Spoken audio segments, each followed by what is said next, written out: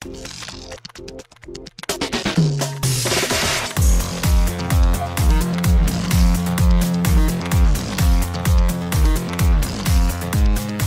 and welcome to Too Fast, Too Forever. There's all kinds of family. We chose this one. This is episode 219, the 8-diagram pole fighter from 1984. I'm Joey Lewandowski. I'm Joe too, and this episode is brought to you by Seven Brothers Distilling Company. Seven Brothers is a new breed of artisan distillery that is locally made right in Cleveland, Ohio.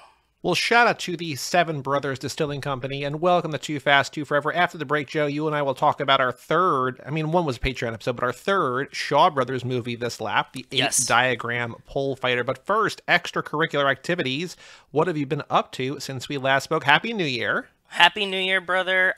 Even though this is the second episode we put out this year, it's just the way that we record it. It's in advance, but Happy New Year to everybody officially. Hope you guys all watched the chaos that was the CNN broadcast as we pitch every year. It was pretty rowdy. They were pretty hammered by about 9 o'clock. Lots of crazy shit happened. So, Anderson and Andy on CNN. Yeah, Anderson and Andy. And Andy asked his parents to do edibles with him. He called... He called out the mayor of New York for no reason. It was just, as beautiful as we could have imagined. It was perfect. So I know you watched that, but what else did you do in the last week since we last spoke? Last night was kind of a cool night. We watched the Steelers send off Ben Roethlisberger.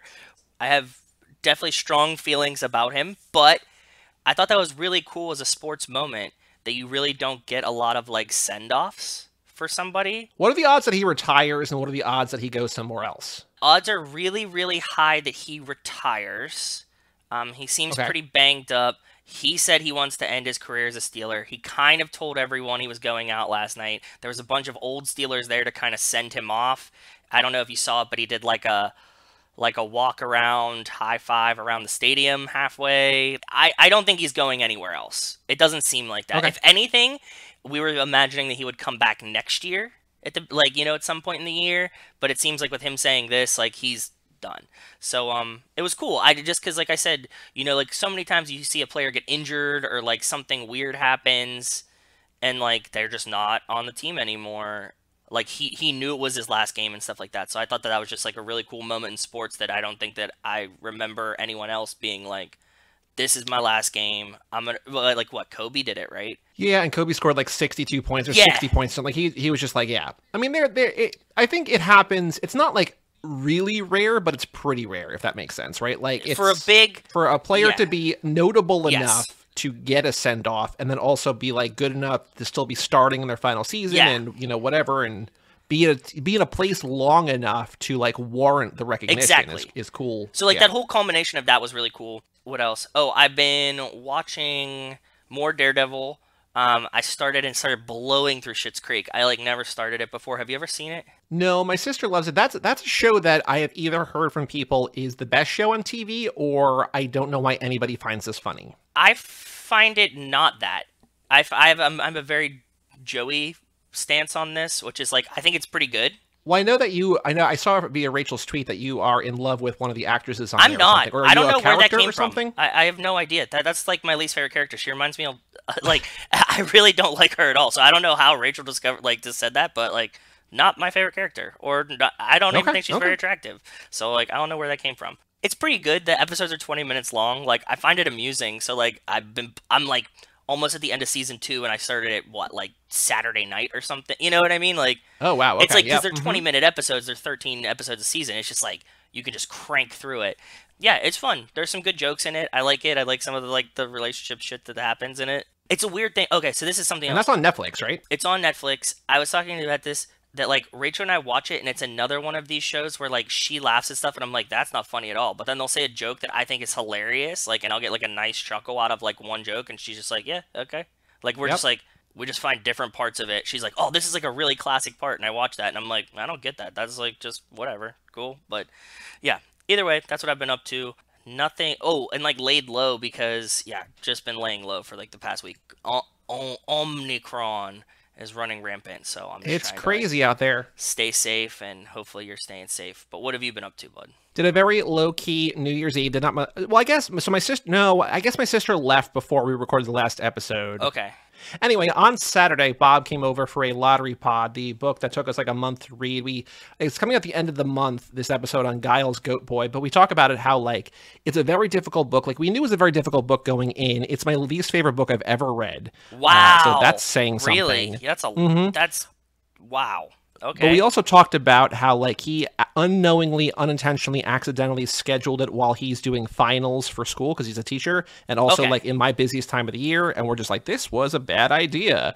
You know, we're through it now. We got a couple of short books, including the book that we're doing now that we're both rereading might be my favorite book. So going from least favorite to favorite is a nice little swing of the pendulum. So that was Saturday. And Sunday, we did a Keanu Club on The Matrix Resurrections. Mike and I, that was remote, though. Me, John, and Mike Manzi. And John joined us from Hard to Believe. We did an episode of Keanu Club for that. The first in, like, a year and a half, because it was, like, Bill and Ted Face the Music last, like, August or whenever. Yeah. So it was a while. It's been a while, yeah.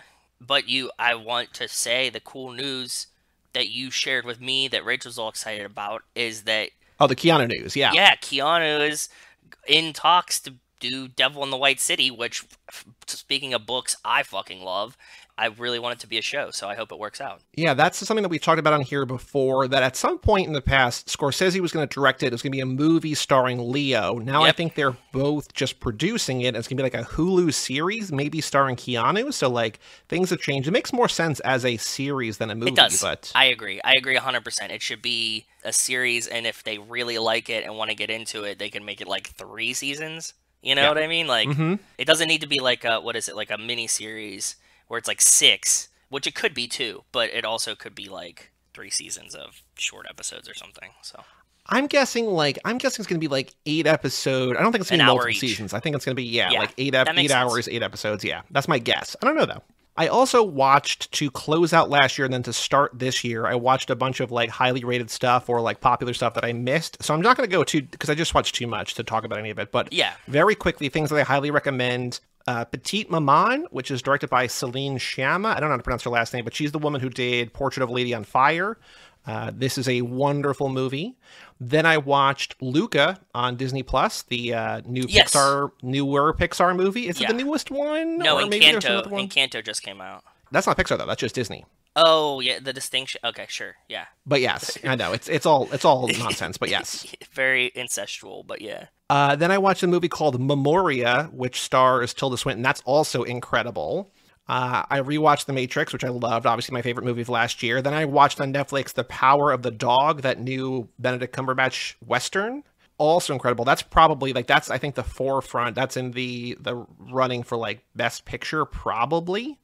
I would guess. Okay. So that's really, really good. I watched Red Rocket in theaters, which is the new Sean Baker movie, which is amazing. And then I watched this movie we're going to talk about today. So, like, it's been a very good week. There's some stuff in there that I watched that I did not mention that I did not like. But you're on a pretty decent run. I'm on a really good run, yes. So I always have more movies than I'm ever going to, like, be able to watch in a year. Yeah. But I put together, like, a list on Letterboxd of, like, I think it wound up being, like, 230 that I hadn't seen by the end of last year. And just, like, I need to figure out what I'm doing with this, because, like, that's way too many. Yeah. Because that was not things that, like, I really wanted to see. It was just, like, things that I'd heard good things about, or I was maybe interested in, or, like, I really want. It's just a combination of everything, right? Yeah. So I went through and I got rid of everything, like, I didn't really care about, and I went from, like, 200 something to, like, 65. And I'm like, okay, this is still a ton, but much more manageable than just, like, this overwhelming list of, 600, 200, whatever, right? Yeah. And so out of those 65, there's probably, like, 20 that I would rank as, like, high priority, and so that's what I'm sort of working my way through. Then I'm going to sort of, watch other stuff this year. But was a smart move. That's cool. A lot of movies came out last year, a lot that are interesting but not necessarily great. But thank you, I appreciate the compliment. Yeah, there's just there's so many movies. Like, people are just like, it's not a good year for movies. It's like, no, it is. Like, you have to like hunt for them sometimes, right? So yeah.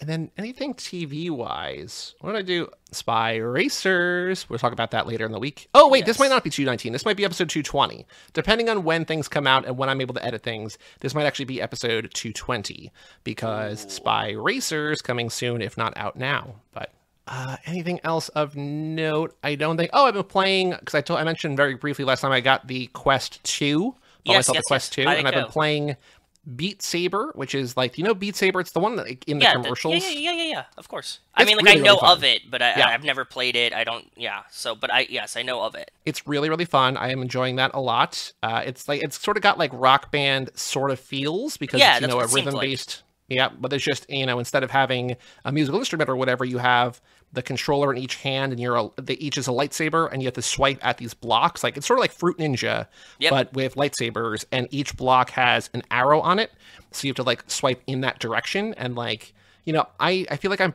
pretty okay at it, but, like, there's still 2 levels above where I am, where it's, like, insane, right? So, it's Dance Dance Revolution. Like, there's a level that you're like, oh, this is fun, and then there's, like, the kids that are like, oh, we are playing a completely different game than me. There's also like these, like, I'm doing the campaign right now, and so like there's all these different modifiers, and so like some of them are like, you know, just like things go slower, things go faster, like you see the arrow, like the arrow disappears, so you have to remember it or whatever.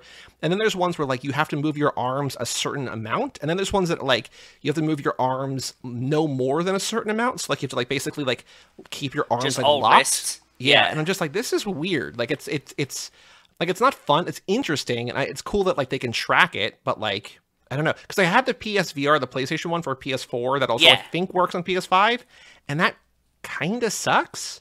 This is great. Like, I can see why VR is cool, because it's like, oh, wait, you just need, like, the right tech, right? So... yeah, when you're going to get there, it's going to get better and better, and that's just, like, how it works, Oh, also, one other video game noteworthy thing. This Thursday, the 13th, coming to Game Pass on Xbox and PC, Spelunky 2. So I will play it for the 3rd time after playing it on PlayStation. Actually, kind of the 4th. I bought it on PlayStation, I bought it on computer, I bought it on Switch, and I'm going to get it for free on Xbox. So if you have an Xbox, if you've been holding out for Spelunky 2, this Thursday, as this episode comes out, Thursday the 13th, Game Pass for free. So check it out on Xbox. Very exciting. Very cool. Because it's not been on Xbox yet, so this is like the unveiling and free. Yeah, so. Is there any like bonus stuff that comes because now it's on Xbox? I don't think so. Game? No, it's the same game everywhere. It's just what's cool is that on PC there's a lot of mods. Like there's a whole like mod Lunky community where they have like characters and stuff and like different, you know, colors and designs and everything. Like the game is still the same, but you know, instead of just playing the same like 16 characters or whatever, you can basically anybody that people draw you can use. That's not anywhere but PC. So not even PlayStation, not even Switch, whatever, but so check it out if you have been holding out. I was just thinking, because I'm so far behind on podcasts, and I'm like looking for games I can play on mute while I listen to things. I'm like, oh, here we go. Here's another, 100, 200 hours of me just playing Spelunky and listening to things, right? So. Oh yeah, because you need all the fucking trophies anyway, so you're gonna have to do this. Exactly. Yep. That's why I want to do it, because I'm just like, okay, yeah, cool. Like, I want to be like, I want to get the full, what they call the full Spelunky, which is getting all the other trophies on the 3rd platform. So, yeah. Oh, that's cool. We have a Patreon page, toofast2forever.com. Shout out to Cassie Wilson, Jake Freer, Ben Milliman, Nick Burris, Alex Eldon, and Justin Kleiman, Brian Rodriguez of High School Slumber Party, Haley Gerbies, Wes Hampton, Christian Larson, Jerry Robinson, Dan the Duke, Hayden Renato, D. Donato, Michael McGann, Lane Middleton, Lindsay Lewandowski, and Jessica Collins, a.k.a. Montez. Thank you all so much for supporting at the $5 level or above. New lap. The next lap starts the next year. So if you, hold on, right? Yeah.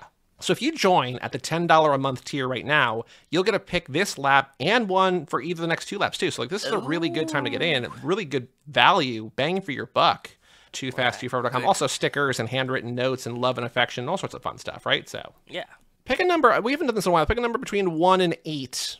And maybe it'll be something I haven't said yet. I would pick Sixth Brother, please. Sixth Brother is your choice of pit stop movies and themes. Oh yeah, also if you spend way too much money, which no one has done yet, you can pick an entire lap for us, which I think the only person who will ever do that maybe is Brian, which I don't want Brian to do because Brian shouldn't be paying anyway, but yes. Brian might do a whole lap for us. But if you want to beat him to the punch, I think it's like $25 a month. It's like our 30. I don't know. It's too much money. Like, don't do it. But if you want to pick everything for us to watch for like 4 or 5 months, there you go. Good. Yeah. toofast2forever.com. We also have an email address, family@cageclub.me. And Joe, we have no emails today. Not even snarky YouTube comments. Not even. Damn. No boomers calling us motor mouths, nothing. No boomers calling us motor mouths. Our friend at TeePublic, I told her to remove us from her list gently, kindly. So she's not even emailing us anymore. But family@cageclub.me if you want to email in, we'll read it on the next show. I also feel like social has been quiet. Like people have been responding to things we'll talk about on the streets, but like I don't think I think our Twitter's been popping more than ever. No, I know, but like I think they're like in response to what we're saying. It's not like Reaction Rocket or somebody saying like, here's an idea. I don't think, right? It's a lot of people talking about The Rock. Yes. Which now is the time to debut the brand new segment, Is The Rock in F10? The answer, as of right now, is no. Yeah, so some bombshell news this past on week. The streets, the one big piece of news. Please hit us with it. The Rock, what was it in? Was it in like CNN.com? CNN. Okay, he did an interview with CNN, and he pretty much was like, I don't know why Vin Diesel posted that Instagram post because I've told him before I'm not coming back, and like I respectfully said like, hope you guys do good, but like definitely not me, and like he keeps doing this, and I told him not to. So he called him out for manipulation. Was the word? Oh yes, yes, it's his manipulation. Yeah. I made a joke about this on Twitter, but it feels like every time we record an episode, like 2 hours after we finish, it's the same night always. Like there's a huge thing. So like we recorded, like this week and last week we recorded on Tuesday because of scheduling and stuff. Yeah. And so like if we recorded on Wednesday last week, we'd be like, oh, here's the brand new news. And so it's just funny that like, obviously we're going to put it on Twitter and people are going to talk with us about it there, but it's 2 weeks old. It's 2 weeks old by the time, we actually talk about it here because we record a week in advance and it's a week old already. And so whatever. So I guess he's not in it. I mean, again, we could optimistically say that like it's all part of the game, but like this, the more every new bit of news is just like, I don't know. It sucks, but I actually find it kind of this is like the to be honest, it kind of reminds me of the subscribe for $1, remove for $1. Like, it's just like one of those things. It's just like, God damn it. Like, so like every time that we have this news happen right as we finish recording. Yep. It's like, man, again. The news is wild though. Like, how do you feel about like they pretty much, I think The Rock kind of squashed any theory that we had here, right? Like I think so. I mean, it's kind of a bummer. Over. Yeah. I still think that because the chance was low, maybe, I don't know. I still think there's a chance he's back, but I mean, it seems it's like near approaching zero though. It's like it's bad now. Well, that's why I like Reaction. Like speaking of Reaction Rocket on Twitter, he was like, this is the time for Universal or Vin Diesel to be like, hey, here's this new star that we got to act in the movie or blah, blah, blah, whatever. Because like you need some kind of positive PR, some positive spin, but you definitely do. Yeah. Hasn't happened yet, so keep our eyes on the prize, ears to the ground on the streets. And shouldn't they be? And Jason just told us that they're going to start production soon. Production begins this month, and he also told us 1 year till F10, so next year. I mean, we're only a year away, right? Like we're like 16 months out, so. It would be. You're right. It will be a good time for them to be like, hey, this is the fucking time to do it, but like they also need to do that. So I don't know. Yeah, because it was funny. I think last episode I was just like, with the production, because I think we mentioned Jason's news that, production starts this month, and you were like, yeah, if COVID allows it or whatever. But I was like, it's just going to be a picture of like Dom, Vin as Dom on set, and be like, look, production steals from F10. It's like, cool. And then like that night it's just like, The Rock's like, yo, fuck this shit. Like, just different news than we were expecting, but also I get it. Yes, exactly. Duke texted me. And he said, I'm watching this interesting piece of television. Helen Mirren is narrating a spoof of Planet Earth on ABC and suggested she should have received an Oscar nom for her role in Fate of the Furious. Amanda immediately, his wife, immediately made me change the channel. What? And I was like, are you watching Documentary Now? Because there's a joke that she introduces. Did you watch Documentary Now with Bill Hader and is it John Mulaney? Do you know Documentary Now? I watched the Steelers one. The Steelers cult one. Steelers cult one? Yeah, there's a whole episode where Documentary Now. There's an episode where they're like at a commune, but it's all Steelers jokes. I don't remember this. I mean, it makes sense that you would know. You'd remember the Steelers one. Yeah, Michael. That's Keaton's the only Steelers one episode. that I think that I've watched like a couple of them.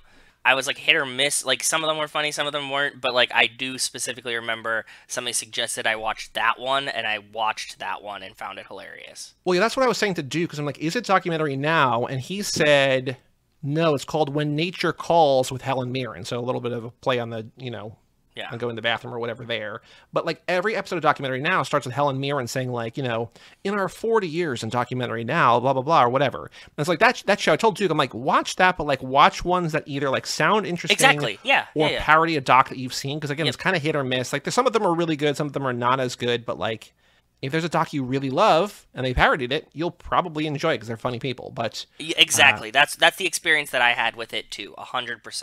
But apparently Helen Mirren has made like a brand of like documentary parody kind of things, right? So good for her, man. When Nature Calls. I mean, if you're in your 70s or however old she is, and like they're like, hey, here's like $250,000 or whatever to like do an hour's worth of work. It's like, yeah, why would I not? Fuck yes, I'll take that now for sure. Although, did you hear the news a while back that George Clooney turned down $35 million for a day of work because he doesn't agree with the company's like stance on something? Did you hear this news?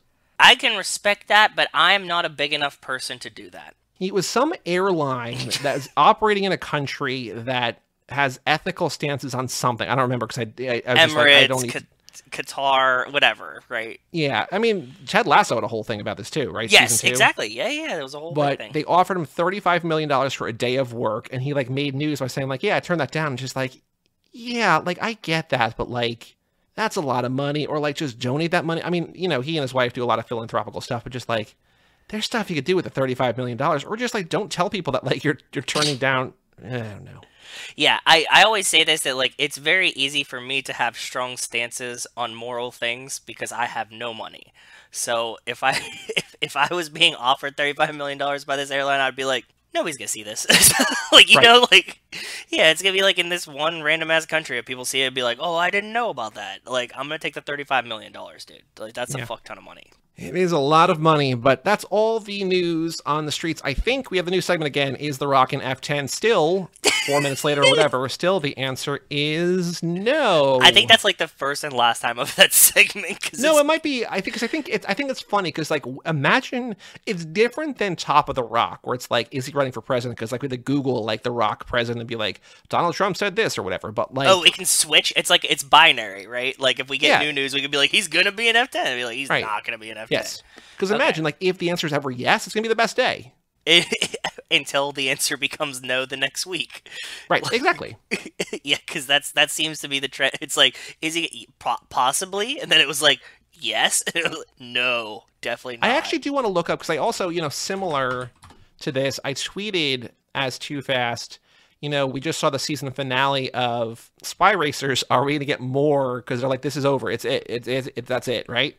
And I said, are we going to get new Spy Racers coming out of 2022? And 6 of 9 people said, yes, duh, of course. So, I mean, I know that's more biased, probably people from like us saying whatever, but that there's always Spy Racers. Also, by the way, news just in 3 minutes ago, this will not help the people on the main feed. Again, the reason why you subscribe to the Patreon, this Saturday, January 8th, noon PST until late, Chapter 2 of The End, Racer Trash. Oh, fuck yeah. Awesome. That's only January through April, so there's going to be at least one more stream. If not, I don't know. There's going to be... You said you're in the Discord now, so you like, right? Like, I'm going to be on top of it, yes. Yeah, cool. All right, Joe, the final thing to do before we take a break and talk about the 8-diagram pole fighter is the Fast and the Furious Minute. Too Fast, Too Furious Minute. Minute 43 a minute, temporarily at least, titled, depending on the trivia question, Organizing and Collecting.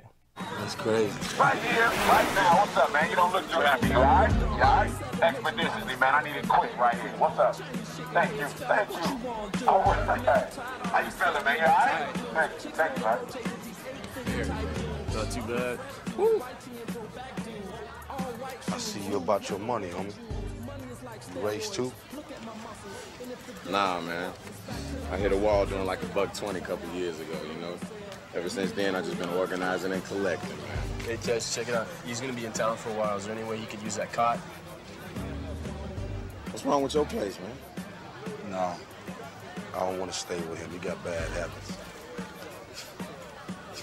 All right, man, whatever, man. Show him around real quick, all right? All right. I'll be up there in a minute. Thanks. Look, show. All right, who want a chance to win their money back? What's up, Jimmy? So what's up? You ever seen anything like this before? Nah, both of them are wide up like I never seen before. So in this minute, Tej collects the money he won on the jet ski race that just ended. Brian asks Tej if Roman can use Tej's cot while he's in town. Tej reluctantly obliges. Tej asks Brian to show Roman around as he prepares for the next race. Then Brian and Roman walk up to Jimmy, who begins explaining what he found at Brian and Roman's cars as the minute ends. So, we spent so long at Carter's house, and it feels like, we're already leaving Tej's place, right? So yeah. What did you notice here? Because we're mostly out back where there's not a ton of new things, but we do go out front for a little bit. But so did you catch anything of note here in this minute? This was kind of hard. I got a couple of the cars. I really wanted to figure out what houseboat they were on, like the houseboat that like Carter and things. I couldn't find anything information about it. That kind of sucks. Yeah, because we find out in this minute definitively that Tej probably lives on a houseboat behind his garage, right? Like he's got the houseboat parked there. I don't know if that is something we can insinuate. He has a cot in there because they like nod to it, right? And so I think he has the houseboat behind his garage. I don't think that's necessarily where he lives. It's like a crash pad for things. So that's what I think that is mainly. That's why they call it the cot, not like at your place kind of situation. Can he crash with you? Yeah. Okay. Yeah. I think that's what I always assumed it meant. Like he definitely owns the garage. He definitely has the houseboat behind it. But, like, he could be living somewhere else. Like, he has an apartment down the street or whatever. I realize in this minute that we never see in this movie where Brian lives, right? No, but we never see in the first one where Brian lives either. Well, we see him crashing at Harry's, and we see in the turbocharged prelude his house. Yes, what we assume is his actual apartment, not undercover quarters, residency. Right. Yeah. But this one, we're just like, he just, we don't get that news. We don't get to see him betting Monica Fuentes or whatever, right? So it kind of plays into the, like, Brian's kind of always undercover, so, like, you wouldn't see his house. Like, nobody goes to his house. He's, like, at the garage or, like, some established Actually, place. No, that's not true. We see early on here. Remember when Tej calls him at the beginning, he's like, can you be here in, 10 minutes or whatever? We're starting in 10 minutes or 3 minutes or whatever. You're absolutely right, We do see something. You're right. I would change my note. I was wrong myself. Yeah, that's right. We are in his, like, really, really dark bedroom for, like, a couple seconds. Yeah, because early... Like, essentially the first scene of the movie. It's going to be an all-timer tonight. Yeah, in minute 4, Tej calls Brian. Yo, man, you want to race tonight? Yeah, I could use the money. You got 4 minutes, man. All right, I'll be there. The race starts in 4 minutes. Yeah. So Brian... Hold on. So this is what we have. Brian's houseboat is parked at or behind Tej's garage. So is he staying in Tej's houseboat? Yeah, because that's when Monica and Brian are in Tej's houseboat. So then here's the So then the cot might be literally in the. He might have like a Harry style spot inside the garage. Well, so here's what I'm confused by now, because I forgot that. Now we remember, which I'm glad we remembered while recording and not after the fact. Yes. But Tej says to Brian, "What's wrong with your place, man?" Is Brian in the houseboat in the first thing, or is he in an apartment? I think he's in the houseboat. At some point, Brian does live in the houseboat, because that's where Monica is when they catch him, and it's not where Roman is living, because he has to run distraction on the guys. So I'm right here. I'm looking at minute 4 now. He's in Tej's red houseboat. Okay, so that's weird. So they want to stay. He pulls out of Tej's garage. Okay, that makes sense then. So that's Brian's houseboat that everyone's partying on right now. The alternative is that maybe Brian was just crashing there, and so Brian has a place somewhere else in Miami, because he's living in Miami, right? Like, it's not like he just showed up. He's living in Miami. He's established there. Based on Turbocharged Prelude, he showed up, and he's, like, now there. He knows Tej. Correct. Tej calls him. Yes. So, maybe, for whatever reason, Buster which became makes no gearhead. sense. He was working at the garage, working on a car. And went out back to shower. Or just take a nap. Although no one's really thinking about it. It's weird to introduce a new character to your movie, even though it's a character we know, but a character new to the movie, right? Like, we've never seen Brian before, and we show him, getting out of the shower, getting ready, and you assume, as a movie viewer, he's at his house. Yeah. But I don't think that is, because it's clearly the houseboat behind Tej's garage. But no, like we said before, it doesn't really matter that he is, like, at a... Because he could have the cot and the houseboat, and Brian could, Tej could have been saying, like, why doesn't he stay in the houseboat with you? And they're just like, no, we need a little bit of our space. I feel like he nods at the houseboat, though. I'm going to rewatch that. But the garage and the houseboat are kind of the same direct. Like, it's like that way. Just anyways. Well, no, because like they're standing between them. So if the cot was in the garage, again, no one has ever spent this much time thinking about it, which is why we should think. Which is exactly why it's important that we think about it. But the way that they're standing between, like the camera in this scene is basically looking at them from the garage at a 90-degree angle. Yeah. No. I think that the camera. No. The camera is. Yeah, kind of more from the garage. Okay, that makes sense. It's behind the garage, but it's still pointing at the houseboat. So, like, if the cot was in the garage, they would basically nod towards camera. Yeah. I can agree with that. Oh, wait, actually, hold on. Now, I might be misinterpreting the scene. You might be, or I'm not sure exactly where you fall on this, but Brian asks Tej, quote, he's going to be in town for a while. Is there any way he could use that cot? And Tej looks at the houseboat and says, what's wrong with your place, man? So maybe that is Brian's house. Makes sense. So we don't know where the cot is not in the houseboat. Yeah. So I'm going to get rid of this note, too. We don't learn that Tej owns a houseboat parked behind his garage. We don't know where the cot is. Yeah. I would imagine it's probably in the garage, right? Like, he's not just like, hey, can he crash with you? It's somewhere probably on site, but... That's what I said. It feels like he probably has, like, a Harry-style, like, cot that is, like, you know, I like you said Harry office. Style, but not Harry Styles. Yeah, not Harry Very different than Harry Styles. It's a Harry Style. A Harry-style cot that, like, in the office, inside the garage, there's also... Wait, no, dude, you know what? Because later, we see them in the garage, and they all have that, like, table... and they're playing cards there. I don't remember that offhand. We're gonna get there. Where MC Jin does the rap. The freestyle. Yeah. Because they kind of have like a Han style setup where they're like as a table in the like they're playing cards and have a table in the garage. The cot's probably near that. Okay, so to sum up what we think, right? Okay, yes. Brian owns or is renting this houseboat behind Tej's garage, correct? At least resides there. Yes. Correct. There is probably a cot in the garage. Likely, very likely. That, again, Tej either owns or rents the garage and thus owns or, you know, is leasing or whatever the area where the cot is. Yes. And that's where Roman's going to stay. So basically, Roman's going to sleep on this piece of property, but instead of sleeping in my, like, tiny little houseboat with me, can he just crash in the garage? And then that's when Tej looks at the houseboat, just like, what's wrong with your place? And he's like, we need our own space. He's got bad habits, right? So. Yes. Which I would also understand, because he's like, can he stay in the garage? And you're like, I don't know this dude. Like, just put him on your houseboat with you, not inside my building. And he's like, okay. Like, if you vouch for him, cool. Yeah, whatever. You're going to be right next to him anyway, so. Okay, that's the kind of thing, like, that's the kind of revelation I would have, like, while editing, and it's like, it's way too late to actually remember, like, to change any of this, so, like, I'm glad that we sussed it out, because, like, you know, people might be like, yeah, of course that's what it is, but I feel better about it now. Yeah, I think that was good. We actually got somewhere. We made some progress today. I mean, the fact that we remembered that it's Brian, that he's the one living there, right? Because it feels like, if you don't remember that opening scene, that's Tej's houseboat, there's a cot in there, Brian somewhere else altogether. I think that they had one houseboat, and this just happened to be, like, the place. That's why people were just dancing on it, because, like, if you had a house, well, I don't know. Well, yeah, they might have access to this garage and houseboat, and they're like, the only thing is you can't move the houseboat. It's like, yeah, but it's a houseboat. It's like, yeah, but you can film in it, but you just have to leave it parked here. It's like, all right, so Brian lives there. Not even that way. I'm talking about, like, I'm thinking as an old person, that if I drove up and, like, people were just having a party on top of my house, I will be like, what the fuck? You know, but, like, I guess you're in Miami, you have a houseboat, you know that you're living next to this garage where it's party time, you're okay with it.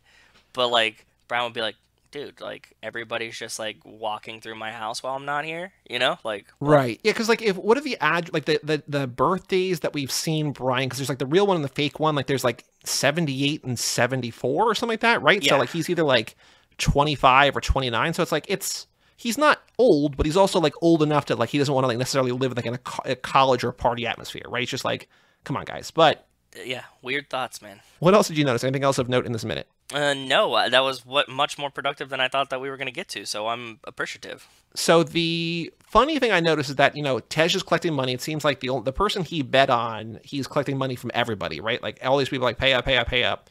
The girl who gives him money at the end Like, there's a guy who gives him money last. The girl right before that, like, smiles, like, looks very happy to be giving Tej her money. It's like, you just lost. Like, why are you so excited? Yeah. I mean, she's excited to probably be on screen, right, and be handing Ludacris money. But, like, in the scene, you should not be happy that, you lost this bet. Unless she's literally just happy to be there. Like, hey, man, take my money. Like, that's we're good. No, she has. You have to jaw rule sell that. Like, you're not happy about losing. But I get it. Yeah.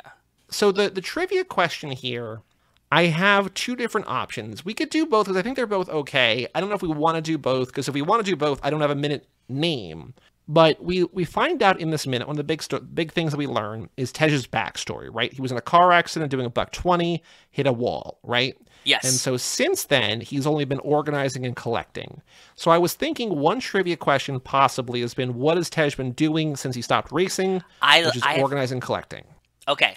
I like that, and I have a tiny spin on it, and I think that you might enjoy this, and it'll help us get answers. Okay. So do you want to go that? Because I have one other trivia question now. Do you want to do? How do you want? Do you want me to say the other one? We could either throw it out or use both, or do you want to just work one all the way through? I'm going to tell you what I think about the one, and then we can go from there, because I do like both, and I was thinking along the same lines. Okay.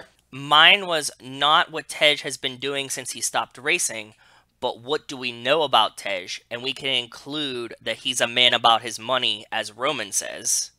Like a more general one. Get what I'm saying? I see you're about your money, homie. So would that be a right answer or would that be a wrong answer? That would be a right answer. Organizing would be a right answer. Collecting would be a right answer. And then something more difficult than racing, because racing is like a wrong answer. Get what I'm saying? Does that make more sense? So we could say, like, what did we learn about Tej in this minute? That he hit a wall doing $120, that he's been organizing and collecting, that he's about his money. We could even do something that's, like, kind of bullshit in the way that it's very hard. Something about the cot in this minute. I was going to say that, like, that's his... that he owns this houseboat behind his garage. That he has a cot... That he definitively 100% has a cot everywhere he goes. Yeah. Okay. Like, yeah. I like along these lines too. That's what I was thinking as well. But I don't know what the best answer for it is. Oh, that he doesn't have bad habits. Oh, that he no. We could say okay. We can get rid of that first. And we use both. Get rid of the first question. Yeah. The other question I had was why doesn't Roman want to stay with Brian? And it's because Roman says he's got bad habits. So what do we not learn about Tej in this minute? That he no longer races, that he's got bad habits, which is the right answer. Yeah. That he's been organizing and collecting. That he's a man about his money. And is there another one that we had or no? No, maybe that's it. 4, right? Yeah, that's 4. That's good. Because Brian has the bad habits. They're all like weird quotes. 2 different people say them. They describe 2 different people. It's a good question, I think, now. So before we review that, we need to change the name of the minute. Or we don't have to, because organizing and collecting, like, they're all things that are said in this minute. So I kind of like that as a minute title. Do you like that, or do you want to change it, or no? No, I like it. I like it. Oh, so a big thing that you found is that the tattoo that Tej has is actually a Ludacris tattoo. Yes. You linked a picture of it, yeah. Yeah, so you were saying this. I assumed that it was a Ludacris tattoo, so I went and Googled, which is a fun thing, because I'm sure that, like, you know, a bunch of teen girls have inspected this at some point, that, like, Ludacris's arm tattoo. And so you didn't know what it was, if it was an animal or dog. It kind of actually looks like a portrait. Not a very great portrait, but it looks like a portrait inside of a cross. So I'm assuming it's a memorial for someone that he actually knows. So I'm going to change this. So the tattoo is right bicep. You see? Because when you click the picture, it looks... it's definitely a person's face inside the cross. I'm going to change it to a person's face in the middle of a Christian cross. That's fine by me. Also, did you see the guy in all red wearing the red visor upside down and backwards? Like, I know that wasn't necessarily super uncommon, but he still looks very 2003. No, but I do greatly enjoy an upside down flipped visor, and I always wanted that. Like, that's like my dream. One of the guys who pays Tej early in the minute has a red visor. He's got like a red shirt and red shorts and a red visor flipped upside down and backwards. Yeah, perfect. So we're going to keep the name of the minute 43, organizing and collecting. The trivia question we have is, what do we not learn about Tej in this minute? That he no longer races, that he's, quote, about his money, that he's been, quote, organizing and collecting, or the right answer, that he's, quote, got bad habits. Which, if you think about it, it's kind of an obvious question, but they're all things from this minute, so... And the double reverse of the, like, what do we not learn about Tej? Yep. That thing is kind of confusing and conflicting. So. You know, we have no way of knowing this. We might do it at question 50 or minute 50 or something. Who knows? We'll figure it out. But do you think, on average, people are going to get a better or a worse score? Because it's not necessarily which movie you know more. It's more the questions. Are they harder or easier? How do you think, without having taken the quiz, how do you think this stacks up to our first quiz? I'm going to say that I think that we've used a lot easier questions, but I think because the movie isn't as devoted and as dedicated in premiere, that people don't know it as well. So I think it kind of balances, but I think generally the questions have been a lot easier. I think we're better question makers. I think that also true. Yeah. I think we also, I cut this out from, I think, almost every episode. We argue, like, we used to have, like, more than once, had, like, 10-minute arguments about, like, no, we're not writing the question that way. And that hasn't happened in the second movie, I don't think. I think we've just been like, yeah, this is, like, it's fine. Like, I think it's because we're making it a little bit easier, where we're not getting into, like, the banal minutia of, like, whatever the fuck, right? Yeah, like, how many are there more candles or beer bottles? Like, who the fuck? Who knows? I don't remember. Candles, I think, right? I think it's beer bottles. I don't remember either. Gotta let this another perk you get on the Too Fast Too Forever Patreon is you get access to these documents. You have, like, the whole. It's like the Why didn't I bold the answer? What the fuck? What is wrong with me? Hold on. It's a study guide for the tests. Like, it's all right there. There are more Coronas. You're right. There are more Coronas, there are more candles. They're the same number. There are no Coronas nor candles. More Coronas. I think that's right, because it's like, yeah, it's what you expect it to be. But then you think about it, and you're like, there's a fuck ton of candles. Right. And you hang down, flip it, and reverse it, right? Minute 43, organizing and collecting. What do we not learn about Tej in this minute? That he's got bad habits. Joe, anything else to add in this minute? No, man. Wow. That was just really good. I'm proud of us. And next minute, we will talk about Brian and Roman talking to Jimmy out front. Both of them wired up like he's never seen before. But we'll talk about that then. But, Joe, let's take a break and let us come back with Brother 5, Brother 7, Sister 8 to talk about the 8 diagram pole fighter.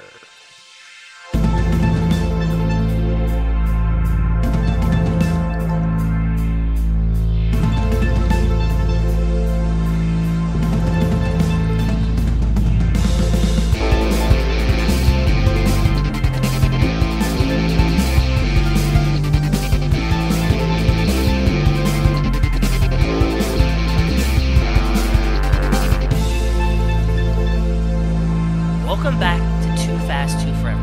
This is episode number 219 3/4. The 8-pole diagrams. What is it? The 8 diagram. You were so focused on your Harry Potter joke that you don't even know the name of the movie we watched. 8 diagram pole fighter. Nope. 8-pole diagram fighter. That doesn't sound right either. 8 diagram pole fighter. You're right. I was right the first time. Okay, cool. Yeah. And this episode is brought to you by Seven Brothers Distilling Company. We were off to a rockin' start here. They rewrote the book on distilling by perfecting their proprietary low-temperature vacuum distillation and infusion still that keeps more of that subtle flavor that you would love. Seven Brothers Distilling Company. Well, welcome back to Too Fast, Too Forever. So this movie is not on Blu-ray, which is annoying to me. So what's weird about the Shaw Brothers is that some of it's out there, some of it's not out there, some of it's popular, some of it's not popular. Some of it's dubbed, some of it's not dubbed. Did you watch it subbed or dubbed? I watched it with subtitles this time. Very grown up. So yeah, I don't know, because like there's no Blu-ray, there's DVDs. I don't know what's out there. Like I just bought, because it was on sale, that Shaw Scope thing that just came out, like that big box set. Yeah. And like I don't know any of those movies, so like they made a ton of movies, right? Like they made a ton of these movies, and I don't know. I can't tell. I can't get a sense of things, because like this is okay. This is directed by Liu Chia-lang, who also directed the 36 Chamber of Shaolin. It also stars Gordon Liu from the 30. Why do you say obviously? Because he essentially goes to the same Shaolin temple that is in the 36 Chambers of Shaolin. I think that's probably a lot of these movies, though. Right? I know, like, but we've seen a couple, and like not all of them go to the same ones with the same costumes, with the same monks, with the same it's. I get that it's a recurring theme, but this one felt very much like 36 Chambers of Shaolin. Because this is also 6 years after. Okay, yeah, well. So they probably have that. So okay, so here's you have so the other many thing. sets, yeah. Right. Well, I think that's one of the knocks on the Shaw Brothers is that their things kind of look like stage plays to a certain extent, right? I like it.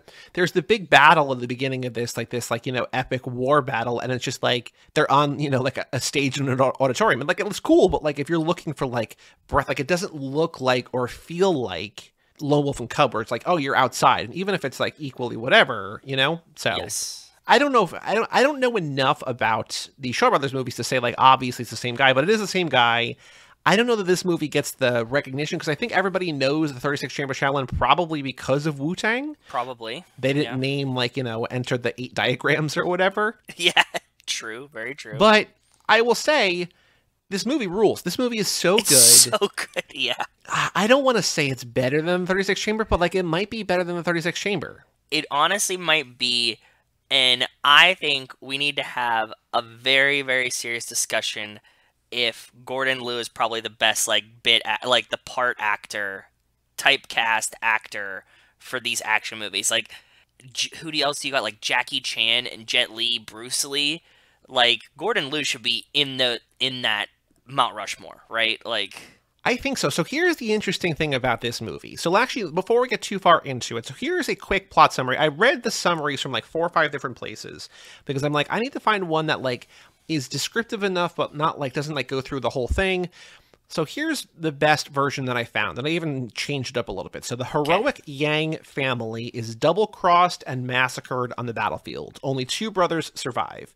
Gordon Liu, the character, I don't remember his character because character names don't matter. He's just Brother 5, right? It's just Brother 5. Is he Brother 5 or Brother 6? He's 5th brother, I think. 6th brother is the other one who lives. The crazy one, yeah. Yes. Okay. Gordon Liu escapes through Shaolin Temple, where his bloodlust and thirst for vengeance put him at odds with the monks. When he discovers his sister is captured by the same villains who destroyed his family, he leaves the monastery to rescue her and avenge his family. So, like, that doesn't sound super spoily, but then you find out that, like, she gets captured with, like, 12 minutes left in the movie. It's like, oh, yes. that's the whole movie or whatever, right?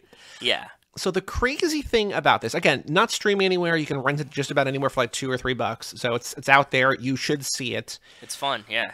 It's loosely based on actual historical figures of China. There was the Yang family who defended the northern borders of the Song dynasty for generations. But the crazy thing about this, the only other trivia on IMDb, is that I think the other guy, Brother 6, maybe the 6th brother, somebody else was supposed to be the star of this movie, but when they started filming it, they died in a car crash. Oh. And so they completely rewrote this to make Gordon Liu the star. So I agree with you. The reason I bring this up now is because I agree with you that he's awesome. He should be commended and whatever. But like, this was not written to be like a follow-up or a Gordon Liu movie. He kind of, and this is the wrong word in every way, he lucked into it because somebody like tragic circumstances. So like, yes, he's awesome. I fully agree with you, but like, it's not like, oh, we did this movie together a while ago. Let's do another one. It's like, oh no, tragedy happened. Let's figure out what we need to do next or whatever, It's more insane to me that Gordon Liu was not set to be the star to begin with. Right. And I don't know if the other guy was going to be the 5th brother. Like, I don't know. There's no detail. This is just fan curated stuff on IMDb. So who knows, right? But like, yeah. I don't know that he was supposed to play like the 6th brother and they like switch parts, or if like he was always going to be, because again, there's like a battle and like they basically 2 brothers escape, right? And they like run away in opposite directions. Yeah. One runs home and one runs this like shanty. Yeah, hut in the middle of the woods, and their stories sort of separate from there as the thing goes on. So I don't know what it was originally going to be and what it wound up being, like how similar it was, if the parts are the same or whatever, but the fact that it was not meant to be his movie and it became his movie, it's like, oh, like sometimes, obviously you don't want people to die, but like he rules in this movie. It's awesome. And like, if it was the other guy, I don't even know if we'd be watching. Who knows if it would have been as good, because he's just so good. I absolutely agree. I was impressed by how good this movie was. And you were going through the plot summary, and I don't think that the plot summary is just a vehicle for some really, really awesome fight scenes. And I'm never usually really hype on those. I'm not like a really big action movie guy. You've heard me just complain about Hawkeye being like too much hand-to-hand combat for my taste. And these ones are just like so wacky and fun that like, no, like you have to see them. They're crazy. They do everything really well for the means that they have at the time. Once I saw this, I like recommended it to a couple of my friends, And I was like, because I think the fight scenes are really, really interesting and new and fresh. And, like, granted, they're not, like, you know, John Wick or Hawkeye or something like that has all this production behind it. But what they do have, they, like, use really, really, really well. So, yeah, I was pleasantly surprised by how good this movie was. See, now, I think it's better than, like, I think it's different, obviously, than John Wick and Hawkeye. But I think it's better or as good or as interesting or more interesting because, so to compare it to two different things, I think what makes this movie better, I know you said that, like, you know, comparing it to whatever, like, the story is just a conveyance to the action scenes. And I think that's kind of true in most of these movies. I think this story is actually, and I don't have a huge repertoire of, like, knowledge about these movies. I think this is a pretty, like, especially compared to 36 Chamber, which you covered in the first pit stop on this lap. This is like an actual, like, realistic, real story, right? Where it's like a vengeance, and it's easy to follow. We've talked about this when we talked about Lone Wolf and Cub and 36 Chambers. Like, sometimes there's just like a lot of bullshit that's happening around it. This one was like, no, there was like a fight at the beginning, two brothers split. One goes home, the other one's on the run, and, like, he goes to become a monk and then comes back. Like, that's the whole, it's very easy to follow. Yeah, and keeping in mind, this movie is an hour 40. Like, it's not like it's 2 hours, 2.5 hours. Like, there's kind of a lot that goes on, and not that, you know, you can't tell a story in an hour 40, but how many hour 40 movies do we see where it's just like, oh, you know, there's nothing going on, or, like, it takes, like, movies take all this time to, like, tell a story or whatever. Like, this is just, like, you know, kind of, to a certain extent, what happened, why it matters, why it happened. The Emperor thought that this family was not, like, loyal enough, right? So he's just like, go fuck them up. And so you get the perspective from the people who go after them. You get the perspective of the people who get attacked. You get the survivors. You get all these different people. And it's told in a compact story while also leaving room for, like, 5 or 6 all-time great martial arts fights. It's great. It's amazing. Yeah, I agree. So the opening battle scene, which you were saying, kind of looks like it takes place on the stage, like in an auditorium. What I liked is that all the archers of the, you know, the Emperor's army, they all kind of look like Santa Claus. Like, they all have these, like, red hats with the white, like, white little top. And I'm like, oh, okay, yeah, sure. It did feel kind of Christmassy. Was it in snow? Because it felt like it was in snow if it wasn't. And I don't remember now that you said Santa Claus. I don't think so. I think it was just outside. But again, like, it's minimal enough that if you were like, hey, it takes place in the snow, you'd be like, yeah, okay, I can buy that, sure. An interesting stylistic choice that I noticed right from the jump, too. They made all the weapons in this one really shiny, and it looks great on film. Yeah. They don't look realistic at all, but it looks excellent on film. And I think this plays into your, like, play kind of production, that it feels like a stage play. Like, you know, it has to be more flamboyant so you see it from far away. But, like, they play with that really, really well, and I like it a lot. And I think, and I don't know if it's chicken or egg here or not, but, like, there's a weapon in the title of the movie. So, like, them making the weapons look good, it's like, yeah, they're the star of this, right? Yeah. Like I said, it looks cartoony. It looks like little kids like weapons and stuff like that, but just, they're still doing badass choreography with them. So then it looks, like, really, really cool to me, so. Oh, well, this axe is extra special. It's extra powerful. Why? Oh, because it's gold. It's like, all right, sure, yeah. I mean, might as well. Yeah, sure, whatever. Fuck it. Why not, man? Why not? I don't know that these characters actually, I'm sure they have names. They're not referred to by their actual names. They're just like numbers. 5th brother, 6th brother, 8th daughter, whatever. Yeah. So in this opening battle, the 7th son, so, you know, Iron Maiden, 7th son of the 7th son, not this exactly, but, you know. Yeah. He takes an entire batch of arrows. Like, there's, like, 25 archers who, like, line up to kill his dad. And he's like, I'm going to defend you. And he takes all 25 arrows, and they're like, all right, reload. And, like, dad still dies. It's like, oh, man, that's such a bummer that, like, he did all that work. But it was so cool to see him, like, there, kind of like a scarecrow. Like, he's just, like, he's so filled with arrows that he's not able to move. And then it doesn't even matter because, like, his sacrifice is kind of in vain because the dad dies too. But I'm like, okay, so, like, that's a bold move in a movie this early, and I'm like, we're gonna get something special here. I think if they're burning something like, I'm gonna get literally riddled with arrows like 6 minutes in the movie or whatever, they're probably saving some crazy stuff for the rest of the movie, and they absolutely are. The guy, I don't know, is this the Emperor or is this the Emperor's, like, henchman? Which one is Pan Mei? Every time they said Pan Mei is the general. So he's the guy who's leading all these army. I don't know that we ever actually meet the Emperor. We might. No, I think we do, because there's like those scenes where like when they come into like the saloon, was what I'm gonna call it, because it looks like a Western-y saloon, which I'm sure they've used for Western-y saloon movies. Oh, when the guy's like, there's Tarpans in town. They're like, we're all Tarpans. He's like, all right, there's Tarpans in town. Like that outdoor kind of like, or a different place. No, when they like lock them all in the thing, like they're like at the inn. Sorry, that looks like a saloon.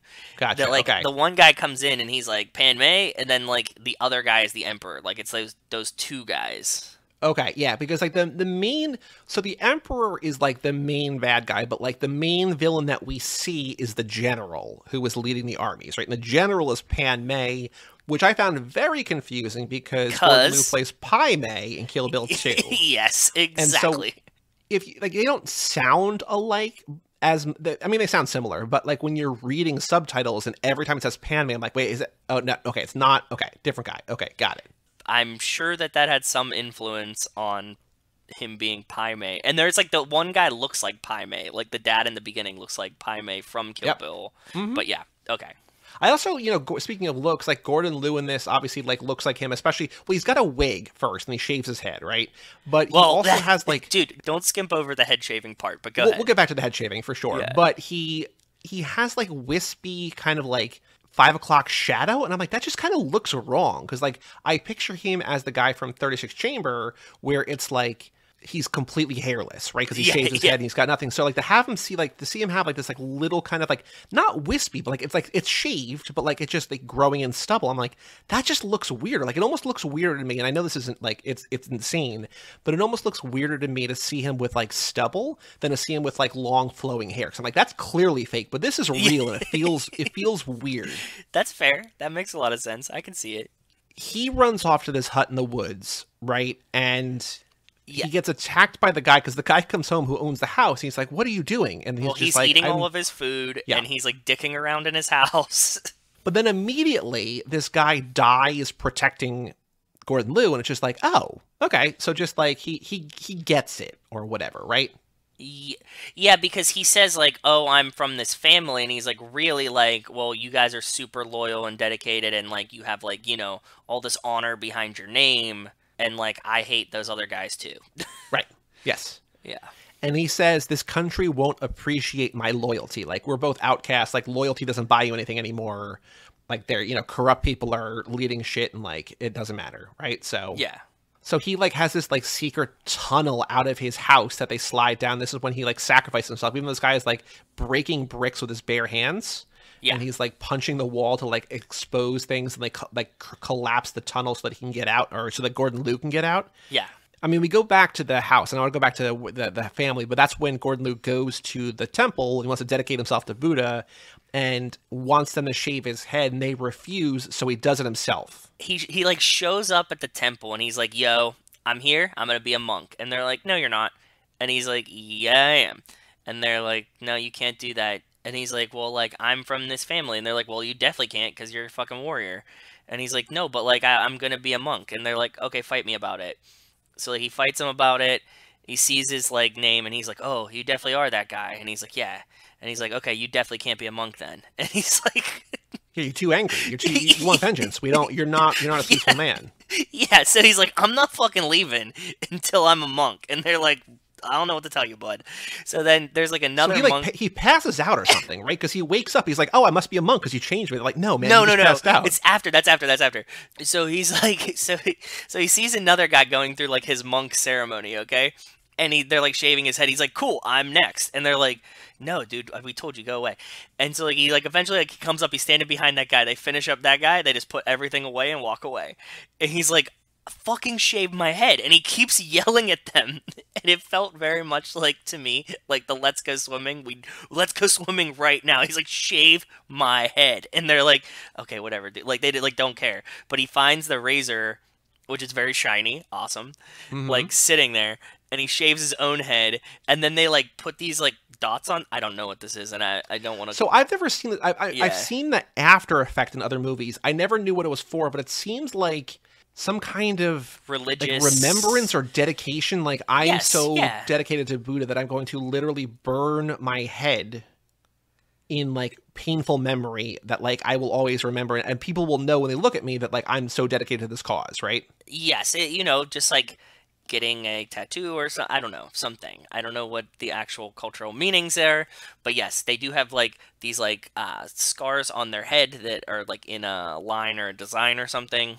And so he does that to himself, and because it's so painful and he's doing it to himself, and he's not really a monk that can control it, he passes out and then wakes up and he's like, sick, I'm a monk now. And they're like, no, you're not, dude. Right. And this is back to where you are, that he wakes up, they're like, get him some food, like he's been passed out for a while. So they get him food, he's like, cool, I'm a monk. And they're like, no, you need to get the fuck out, dude. We told you. They're like, you're not a monk, just leave. Right. So in between, we have the scene with the Emperor where we find out why this is all happening, right? That it's just like, the Emperor, the general said Emperor ordered him to kill the Yangs for not fighting hard enough, for not being loyal enough, all this different stuff. Then we go home, and this is where we find out like Brother Six, the sixth brother, is so angry. He's like, let me have him. I want vengeance, whatever, right? I think he more has like PTSD that they're just probably. They're like essentially saying he's like possessed or like demented or something like that, but I think he just has like PTSD because like all of his brothers and his dad got murdered right in front of him, like in a surprise ambush. So he comes home and it's just like trying to fight everyone. Yeah, he has survivor's guilt, right? He's like, why did I survive, basically? That, and he's trying to fight everyone, like including his mom. So this is not my favorite fight, but this is the most unexpected, awesome moment where the brother is so pissed. And all the sisters, by the way, what I love about this also is that all the sisters are not like shortchanged. They're all badass fighters too. And they're like, Mom, do you want us to take care of him? And she's just like, no, he's angry. Let him be angry. And so he's just like stomping around, right? And the mom fights the kid. He's just like, a kid, like he's probably, 20, 25, whatever. But like, she's like, all right, if you want to be an annoying asshole and just like fight shit, like let's fight. And she just like parries everything. Like he throws everything he's got at her. And she's just like, nah, it's fine. We're good. And she's good too. Yeah, it's awesome. I agree. Grandma with the staff was probably my favorite part of this movie. Is it grandma or is it just mom? I think it's just mom. It's mom, but she has like grandma age to her. That wasn't my favorite fight because there's better fights, but that was something I'm like, oh, I will never see a mom who's just like, yeah, no, he's angry. Like, I'll just fight him. Like, it's just fine. Like, I'm not even going to fight him. I'm just going to like let him try to fight me, right? It had big Helen Mirren energy, right? Sure. That you, have this like older woman that like is in a role and they're like, will you do this? And she's like, yeah, I'll do that too. Which is especially fitting given this is all about vengeance and family and avenging your family and standing up for your family and fighting for your family, right? Like it's just this, a lot of movies are about that, but like specifically Fast and Furious. I think Gordon Liu kind of reluctantly becomes a monk, right? They're like, all right, fuck, fine. You're a monk, right? Like how does he's just like hanging around, right? They're like, you're not a monk, but you can stick around or whatever, basically, right? Yeah, they tell him to leave. He said, I'm not going to leave. And he just, like, hangs out pretty much in front of the temple. And he's watching them train. Because not only are they monks, but they're also badass fighters, of course. And there's these, like, wooden wolves with these, like, shiny silver teeth. Yes. And the abbots are like, we're not trying to kill the wolves. We're trying to defang them, right? So that, like, because we don't kill things. We just want to make sure that, he said if they come in, like, go away. And they're, like, around the temple, so, like, if they come to the temple, he's like, we defang them, then they get, like, the message. They can't be as angry anymore, and they won't harm people or us. And Gordon Liu is like, yeah, but, like, look, it's so easy to fuck these wolves. I mean, again, they're wooden dummy wolves. He's like, watch this. And he, like, destroys a wolf. They're like, yeah, we can do that, too. We're trying not to do that. Yeah, because he just doesn't get it. He's just, like, a warlord, so that's what happens. And so then at this point, the abbot is like, all right, like, we got to get rid of this guy. I'm going to go to his house and tell his mom that, like, where he is and, like, basically come get your son because, like, he's not going to leave and we need him to get out of there. Yeah, come pick him up from school sometime, please. He's being a bad boy. Please come get him. Yeah. While he's doing that, he gets killed by the general. Well, they're like just every other person in this movie that's not like part of the Yang family or a monk is apparently a bad guy. Like it's like they're like part of the crew of bad guys. That's essentially. I think they're the Tartans or whatever, right? It's just like these are the guys who, which is a strange word that they used. While that's happening, Gordon Liu is again pissed, and I'm pretty sure. So the other thing to keep in mind is that the reason that the whole family got massacred is because they knew that this family is like super adept with the poles, right? And they designed these weapons specifically to counter them. They're like, kind of like nunchucks, but like on the end, it's kind of like a little. Oh, the limp noodle things? Yeah, that like wrap around a pole. Like it's like a whip at the end of a pole. And so no, it's like a spring. Yeah, and it like wraps and kind of torques and crushes, if that makes sense.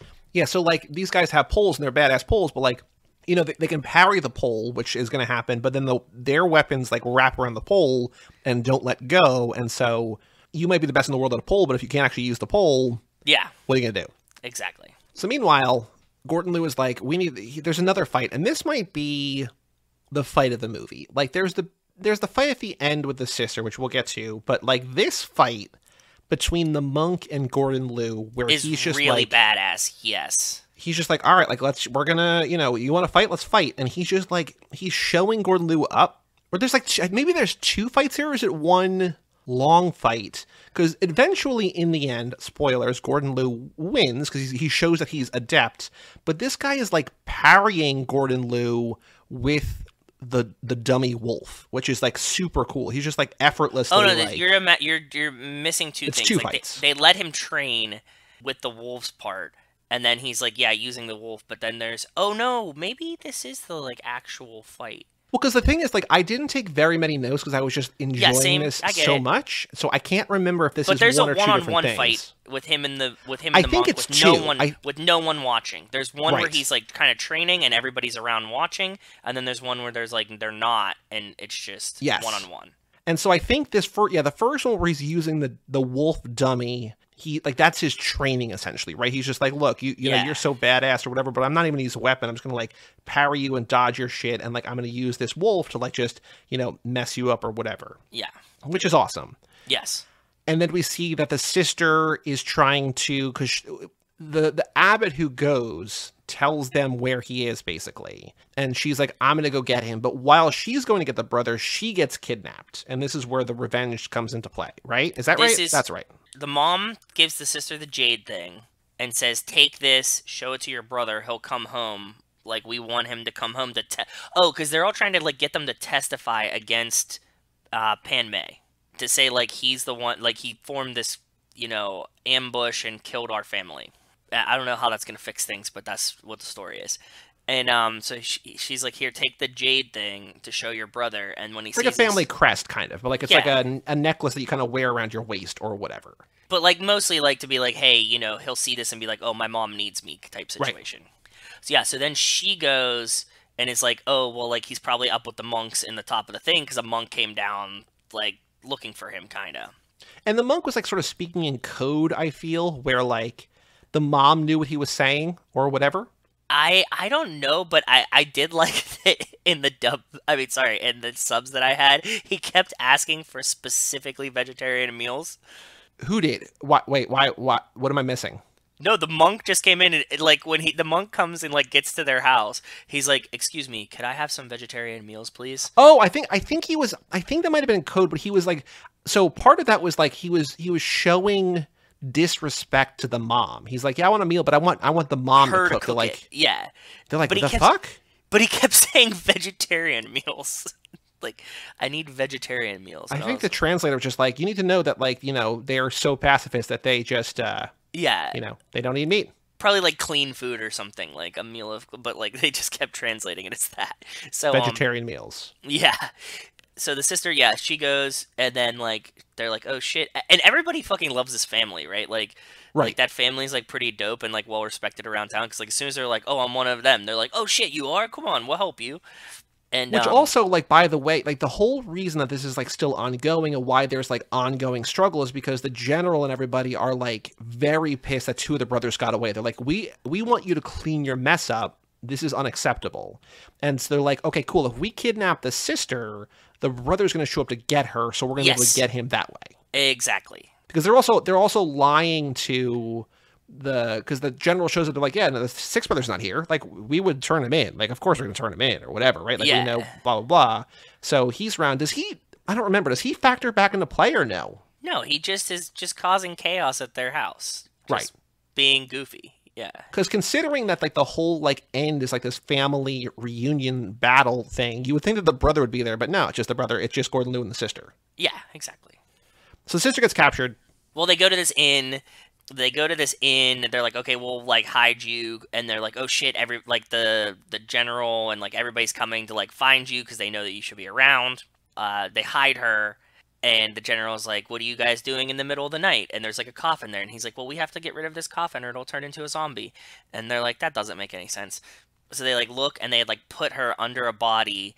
And then they just like... A vampire, yes. You got to get rid of the coffin, otherwise it could turn into a vampire. Yes. Yes, and they put her body under a dead body, and he's like, well, what is this thing next to him? He's like, don't look there. And it's like a weapon, and then she comes out and just like starts slaying people. And I think this is one of the coolest fight scenes, too. Well, because, like, you know, you get a sense that the sisters have ability, but they're like...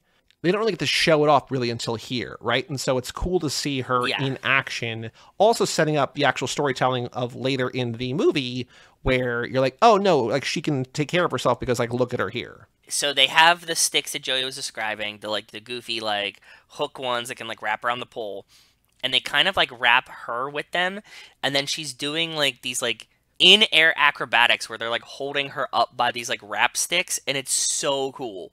It's like one of the coolest shots I've ever seen in a movie, that she's like upside down in one point and like right side up, but she's essentially just like, they're just like holding her legs and like hoisting her in the air. It's really, really cool. Yeah, because like, I don't want to say that she gets captured like she doesn't have agency or whatever. It's like her against 40 dudes.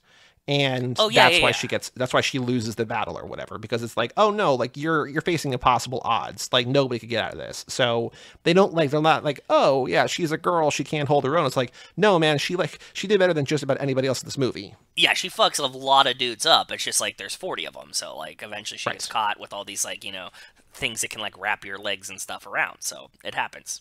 So then this is when Gordon Liu, fifth brother, is like, I need to go get my sister now, because not only are they messing up my family, but also now they have my sister, and I need to do this. He finds out somehow. Like somebody comes and tells him, like at the temple or something. And so the abbot is like, does he say like you have to prove to me, or just like he won't let him go? Like they duel, and this is the cool battle. This is the cool battle. What's the lead up to this? I don't remember. I think it was like kind of like a graduation ceremony. Like you need to prove that you're good enough to fight to like leave as a monk type situation. And but so not only is he dueling the abbot, but there's these like 4 candles, like lit candles on these like little spires. So fucking cool. Go ahead. And he's like, while fighting the abbot, rearranging these things with like pole strikes, and gets them all around, and also drawing like a symbol in the ground where they're going to battle, and like, you know, de-shoeing the guy. And then he gets the candles around all around the guy, and then he like in a single pole thrust extinguishes all 4, and the guy's like, all right, whip around his head. Yeah. Using the poles to move the very long candlesticks and like put them in the way as deflections in the middle of this battle is a really, really interesting use of props in the middle of a fight. Yeah. One of the guys that I follow on Letterboxd is this guy Laird, who I think I mentioned on here before, because he hosted Weird Wednesday at the Draft House in Austin. Oh, yeah. So there's Terrible Tuesday and there's Weird Wednesday. So he loves this movie. And he was talking about how, like, he saw this in a theater and people were all like, you know, it's, I think, probably one of those, like, Shaw Brothers crowds where it's like, you know, you're kind of laughing because it's like kind of goofy and kind of campy and just like a lot of fun. And then he said, he wrote in the review that like when this scene happened between the abbot and Gordon Liu, he's like the entire crowd just like held their breath because they're like, oh, this feels different or whatever. Yeah. And then as soon as it ended, they like all like erupted into applause because like it's again, there's like 5 or 6 all-time fight scenes and like this might be the best one, just because of like what we're saying, and like you know you're stressing the right thing, like the ability to move the candles around while fighting this guy is just like, that's unbelievable. I agree. This is the one that is the most memorable for me, for sure, and I will think about it a lot because I think it's just very cool, just like the way they're using the cameras, the way the scenery is moving, them both being very, very good, and like the choreography just being amazing, and like then all the little stuff where he like takes his shoe off with a staff, and they're only fighting with staff, so like, you know, no one's gonna die here, but it still feels like a very intense combat. It's really cool. Yeah. He then goes, and this felt, you know, I mentioned before, it doesn't look like Lone Wolf and Cub, but this kind of felt like it because he's like, okay, so he goes to where go ahead. They are, and he's got this entire cart full of, it's like baby cart or whatever, but there's no baby. But it's just a cart full of poles, which he calls the poles of righteousness. And it's like, okay, fuck yeah, absolutely. Yeah. And he knows, he's like, all right, so I know that you can counter the pole, but like, can you counter 3 poles? And like, he's just like, he's got probably like 40 or 50 on this cart. But he shoots like arrows out of the first ones. He's like using them as projectiles, and these dudes are getting fucked up. Like, one-on-one, they're fine, but it's like in here, it's just like, oh no, like they're in trouble here. And it's it's amazing how like proficient and adept he is. It's so cool. It's really, really cool, and I do like it. And he's like has now found a counter for their goofy, because there's so much squishing in this movie. This is the squishiest movie I've ever seen in my life. Like, there's all kinds of like press a body together, pinched between 2 objects, squeezing between things. Sure. The stick that breaks the other stick with its tension, like these kind of things. So. Yeah, they're like... Well, we're about to get to... I wouldn't call it sticky, but we're about to get to the thing that, like, the most... Like, the most extreme kind of version of a thing like that in this movie, in this final fight that we'll get to, that, like, makes me cringe. Squishy, that's what I was saying. So he finally finds a counter for the poles because he, like, puts his staff inside a bamboo pole, so when they break the bamboo pole, he just pulls his staff out and is like, "Now I'm gonna fuck you up," and then that's what happens. So he goes inside and he rescues his sister from one of the coffins, right? Yeah, well, they have them stacked, okay? Yeah. There's 5 stacked coffins. It's like 2 and then 2 and then 1. No, it might even be more, like 7 or so. It's like 3 on the base, and then 2, then... No, that sounds 5. Maybe it's 6, maybe it's 3, then 2, then 1. But yeah, it's like a 3-tiered coffin stack. Yeah, go ahead. And this is where it's like, this one's fucking wild and a lot of fun. And so the sister is like fighting, and then the sister sort of starts getting like fucked up. And like at one point he literally like puts the team on his back. Like he puts his sister on his back and he's fighting. You're like, okay, so like this is like, we're like 5 minutes left in the movie or whatever. And I don't think this is going to have a bummer of an ending. Like that doesn't really track for like what this movie would be, but like they're not doing well. Like they're fighting really well, but there's so many enemies. Yeah, and my favorite part of this scene is the way that they use that stack of coffins, and like the lids like can spin at like 90-degree angles, and then they like he uses them as like the lids as like diving boards. It's all over the place. It's really, really wild. And so they're doing well and they're holding their own, but like there's just too many of them, and then seemingly out of nowhere, all the monks show up, and you're like, oh, yeah. Cool. Fuck yeah. And like you don't expect it, but it makes sense. And at one point he's just basically like, why are you here? And they're like, we're here to chase away the wolves. And it's like, oh hell yeah, absolutely. And then these guys do what this part of this movie is all the I'm gonna remove every tooth from every person here part of the movie. So earlier, like we talked about earlier, they're doing the training against the wolves, and the whole thing is like parry the wolves and then knock their teeth out with your pole. Yes. In this scene, and it's making me cringe because this is what, like, I can see people get punched and like beat up with poles all day. I don't feel anything. This makes me hurt. Them getting their teeth knocked out, ripped out. It's like they like put it in their mouth and then like back it up and like yank all their teeth out of the front of their mouth. It's so gross, and they're fucking up all these dudes' teeth, and they're in pain. Like these guys are like, macho dudes who are able to withstand whatever, and then like they lose teeth and like, oh, we're done for the count.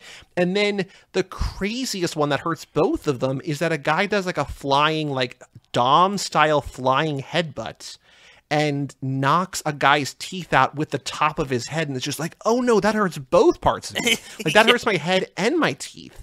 Yeah. It's really crazy that like they just started ripping all the teeth. I mean, like it tracks, right? Because that's what they're trying to do to the wolves. But like, because the first time it happened, I was like, that seems unnecessarily painful. I'm like, I don't know why they chose this. I'm like, oh, they chose this because that's what they've been doing the entire movie. Yeah. And like, it took me one to realize, and I'm like, oh no, this was perfectly set up. I was just so like in pain from the idea of like losing teeth like this that I was just like, I sort of forgot like why it happened. And I'm like, oh no, like this was a beautifully set up thing that worked exactly as it should. Yep, exactly. Amazing. So then at the end, the sister's like, cool, we're going to go home now, right? And he's like, no, I have to go walk the world. It goes, eighth sister, the world is my home. I'm like, yes. Oh, he's a citizen of the world. I had the exact same note and thought, yep. And he just sets out to basically, like, avenge wrongs, and that's how the movie ends. He's just like, I'm going to go, you know, wherever I see evil, I'm going to go take care of it. And it's like, yeah, cool. Is there another one of these, or is this like, did they ever make a sequel to this? The 9th Diagram Pole Fighter? Yeah. It's based on the generals of the Yang family, which is what I said before. It was released as the Invincible Pole Fighters outside of the Hong Kong Invincible Pole Fighter in North America. I don't think so. Okay, cool. So he just, like, yeah, he walks off into the sunset and he's just going to kick ass. That's it. Yeah. All you need. Gordon Liu plays Ing Long, Yung Dak, Yip's 5th son. So, yeah. 5th son. Everybody has a name, but it's just like wife, 1st son, 2nd son, 3rd son, 4th son, 5th son, 6th son, 7th son, daughter and 8th child. Oh, daughter and 9th child. So it's 8th sister, but it's like only 2 sisters. 9 kids, 2 are girls, 7 are boys. Oh, so you're saying that they're not like the 8th sister, they're just 8th child, essentially? Yeah. She's 8th child, 8th sister, but 1st actual girl. Okay. Look at this poster on Wiki. It's such a goofy poster. Doesn't really convey what this movie's about. No. I don't know who that big dude is. That's not Gordon Liu. I think he's 6. Or he's probably like the guy that was going to be 6 and died. Maybe. Yeah. Any other thoughts about the 8 Diagram Pole Fighter? And do you have a favorite fight? Is it... I mean, it got to be the monk. Yeah, it got to be him versus the monk, right? And okay. With the candles. I mean, there's a lot of great ones, but like that one's like very top tier. What was the scene? You messaged me. You're like, there's one shot in here in particular that you were like, this is awesome. It was something with the sister, I think. Yeah, I said it when they like strap her legs up and then put her like stilt her above themselves, and you get those couple shots. They're really, really cool. Yeah. Any other thoughts though about 8 Diagram Pole Fighter? Oh, the 8th sister looks so much and reminded me so much of the girl with the mace in Kill Bill. Oh, okay. I can see that. No, not Meiko Kaji. I don't know what her name is. I used to know it. Yeah, it just like... Gogo Yubari. Yes, that one. Like, facially looks like her. Like, a lot like her, I thought. Played by Chiaka Kuriyama. I never knew that. Gogo Yubari, though. Yeah, okay. Yeah. I can see that. I just saw, like, a giant resemblance between those two. And, like, this, like... You know, it's a movie where, like, they don't all look the same. They're not actually brothers and sisters. They're just actors. But, like, that one, I was like, oh, shit, you look just like her. Yeah. Do you want to watch the trailer for this movie? Yes, I do want to. So I was telling you that there are 2 trailers. There's the original trailer, which is like 4.5 minutes, but we're going to watch the one from 2015, because a minute and a half is probably a better trailer. So this is posted by the Celestial Pictures Shaw Brothers Universe. 28,000 views, the 8 Diagram Pole Fighter 1983 2015 trailer. Let me know when you're ready. Okay. I am ready whenever you are. 3, 2, 1, play.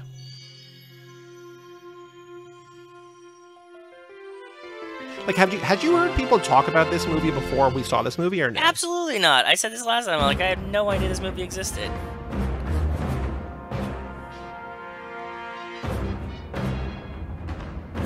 It also looks really good. Like I mean, the rental is a really nice looking rental. It's not like it was preserved well over time. I agree. Oh, it's dubbed. Okay, interesting. Your 5th son and 6th. Which works well for us, for our purposes. Yeah. Oh, this is a wild ass, like... What is this? Like, when did they make this trailer? Yeah, 2015 trailer. Yeah, I don't know. This feels like it would be for, like, El Rey Network or something. Good point. Yeah, that's a good point. That was badass, too, when he, like, jumps through the stones. Yep. Yeah. You're right. It does feel like it's for El Rey. Abbott, you must tell us. How did Elder die? He wanted to help you. He believed you had been framed. Like, what I think, you know, I'm glad you watch... I'm always glad you watch when you watch the subs, and there's the Poles of Righteousness. Yes. But I feel like this movie is, like, I mean...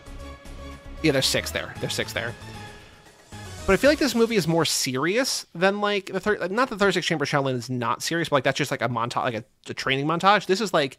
I think doing a dub would make it kind of feel goofier than it should. You know what I mean? Yeah, I get Maybe you don't feel that same way, but it feels like this is, like... It's a more heavy actual narrative as opposed to just, like, hey, here's, like, 6 cool fight scenes strung along by, like, who gives a shit what dialogue or what, you know, what story it is. It's just, like, this actually is, like, it's cool.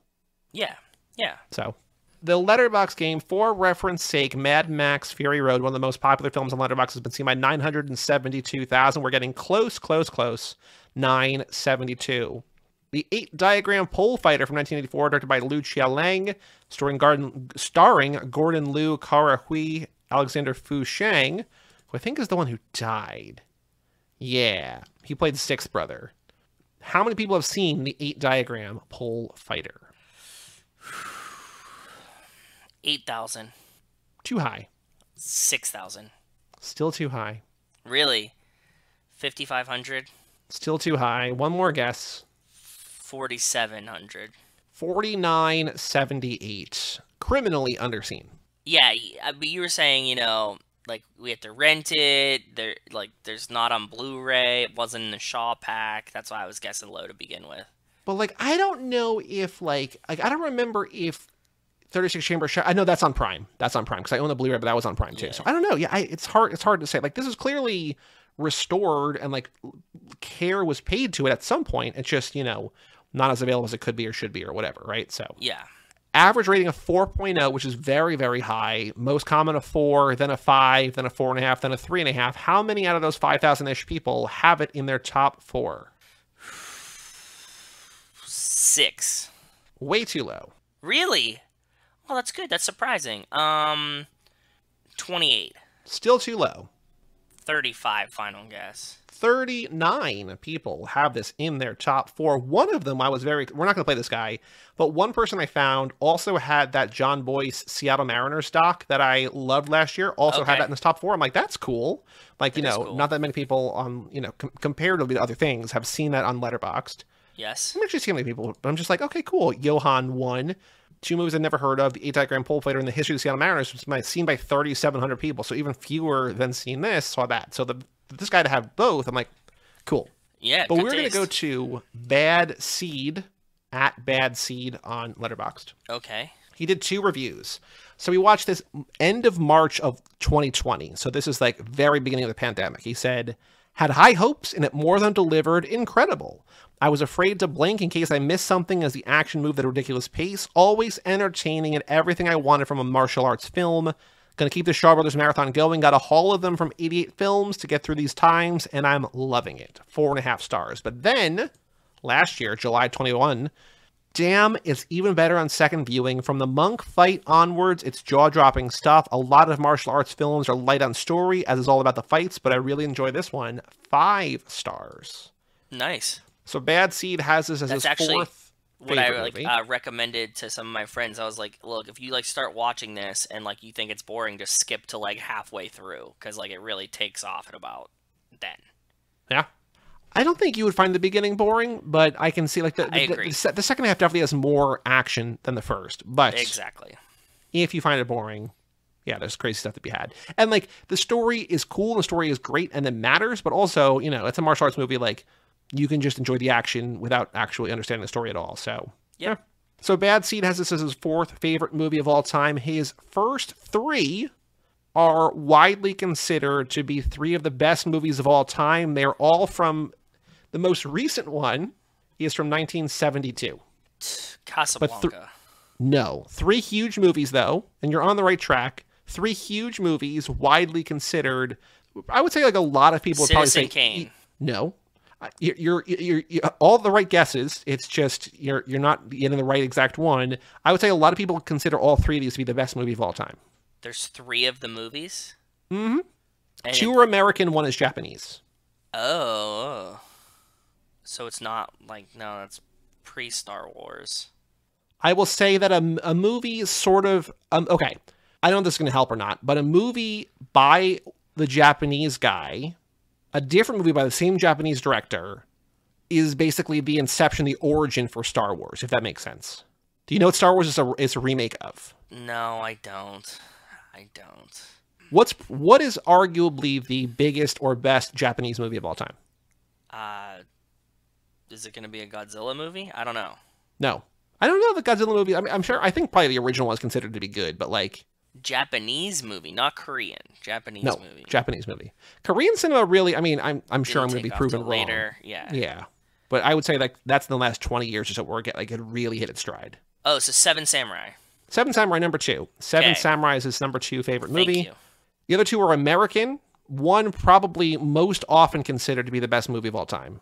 I mean, I guess that would be maybe Citizen Kane, which I said is wrong. But other than that... I said Casablanca, you said no. Right. What era is it from? 70s. 70s, one of the greatest movies of all time. I have no idea. You have to give me some hints.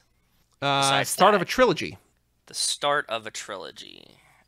And not Star Wars. Correct. 70s I don't know that people trilogy? say that Star Wars is the best movie of all time. I mean, people love it, but I think they're like, this is kind of corny. In a good way, in a lovable way. But yeah, what is 70s trilogy? Yeah. The third one did not come out till way later. One Best Picture, this movie. One Best Picture, too. And there was 1 and 2 in the I have no... Keep going. There's a cat on the poster, which is a clue I've given in this game before. Which I think you got it based on the cat on the poster before. I have no idea, dude. Cat on the poster. No, my brain's not working for it. Go ahead, keep going. This director is the uncle of someone I love. Oh, so The Godfather. The Godfather, yeah. Okay, cool. There we go. Uncle to Nicolas Cage. And the third movie, another one of the best movies of all time, most popular movies of all time, one of the most acclaimed directors of all time, one of this guy's biggest movies of all time, from the 50s. Psycho. Same director, different movie. Rear Window. Same director, different movie. The Birds. Same director, different movie.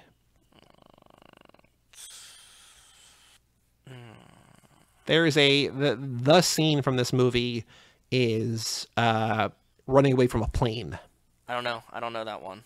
What is it? North by Northwest. Alfred Hitchcock's North by Northwest. This guy is The Godfather, Seven Samurai, North by Northwest, and 8 Diagram Pole Fighter, which is like, okay, 3 of the biggest, most acclaimed movies of all time, and then just a badass underseen, but also one of the greatest movies of all time. So shout out to Bad Seed in Scotland, who has not seen any movies this year, but was using the whole, last movie he saw in here was Enter the Dragon on New Year's Eve. So shout out to him. Oh, and Enter the Dragon on New Year's Eve, last New Year's Eve. Yeah, like 4 days ago. Oh, okay. Recently. Yeah. He's still using it. He just hasn't watched any movies this year, so. Cool. Maybe his resolution, watch no movies. I don't know. Maybe. Probably not, but who knows. But yeah, that was the 8 Diagram Pole Fighter. If we have not said it enough, go watch this movie. It was fun. It was a lot of fun. Yeah, I agree. I had, before we did the lap, when I knew we were doing Shaw Brothers, I looked at my watch list. I have recommendations from people all over the place for who knows how many reasons, whatever, to just see different movies. And I'm like, what Shaw Brothers movies do I have on here?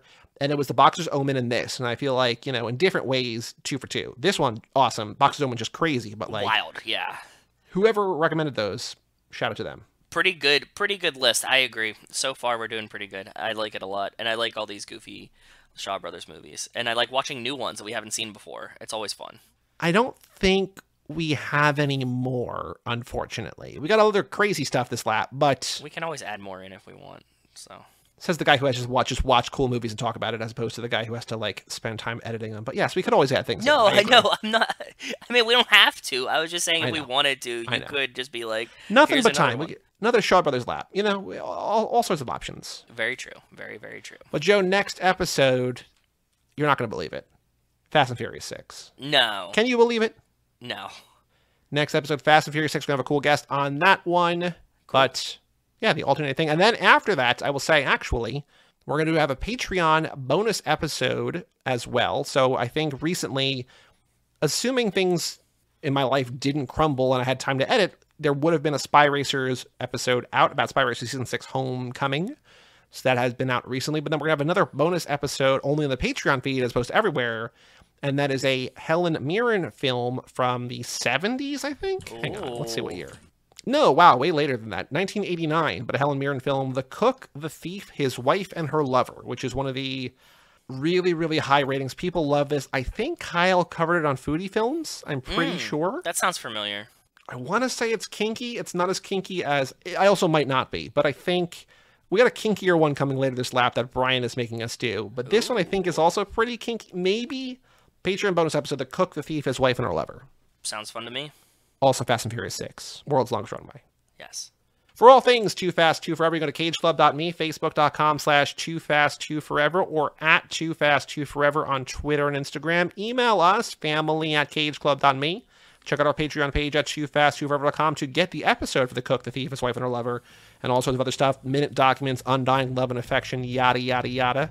Yada, yada, yada. I had a new handbag. Check out our store at TooFast2Forever.shop and come back next time for Fast and Furious 6. I'm Joey Lewandowski. I'm Joe too. And we'll tell you all about it. We see you again.